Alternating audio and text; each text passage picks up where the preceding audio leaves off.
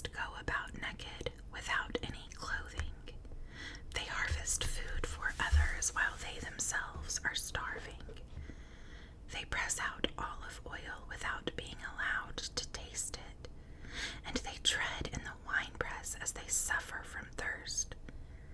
The groans of the dying rise from the city, and the wounded cry for help, yet God ignores their moaning. Wicked people rebel against the light. They refuse to acknowledge its ways or stay in its paths. The murderer rises in the early dawn to kill the poor and needy. At night he is a thief. The adulterer waits for the twilight, saying, "No one will see me then." He hides his face so no one will know him.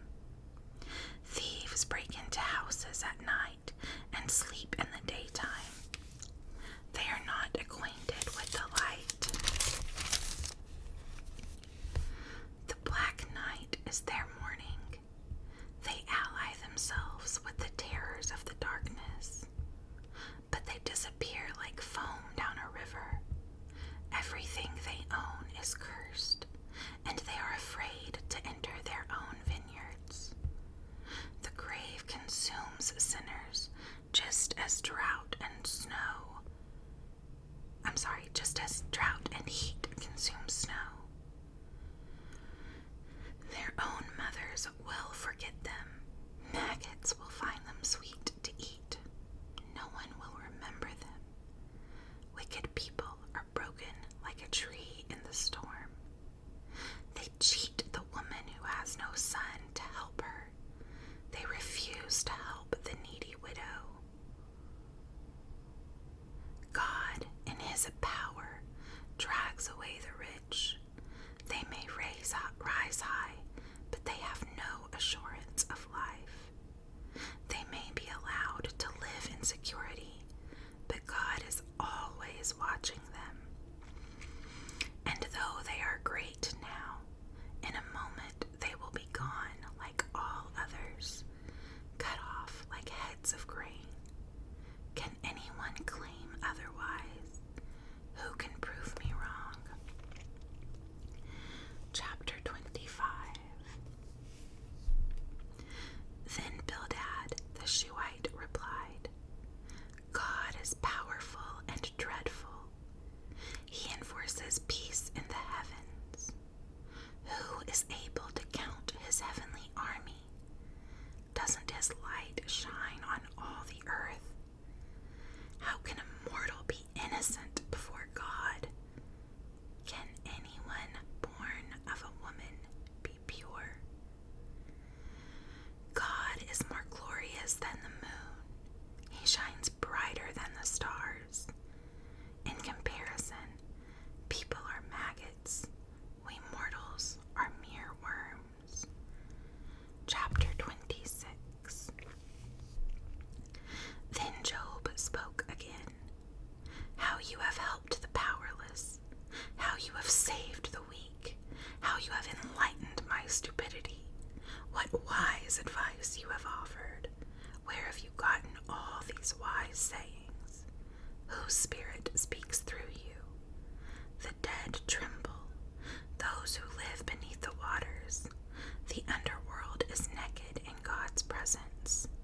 The place of destruction is uncovered. God stretches the northern sky over empty space and hangs the earth on nothing. He wraps the rain in his thick clouds, and the clouds don't burst with the weight. He covers the face of the moon, shrouding it with his clouds. He created the horizon when he separated the waters. He set the boundary between day and night. The foundations of heaven tremble. They shudder at his rebuke. By his power, the sea grew calm. By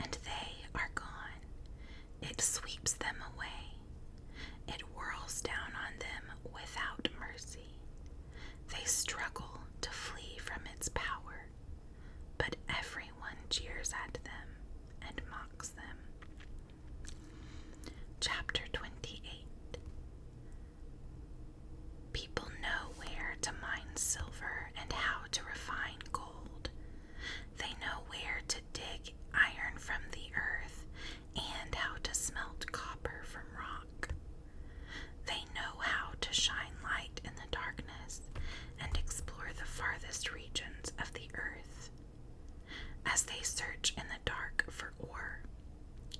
They sink a mine shaft into the earth, far from where anyone lives. They descend on ropes, swinging back and forth.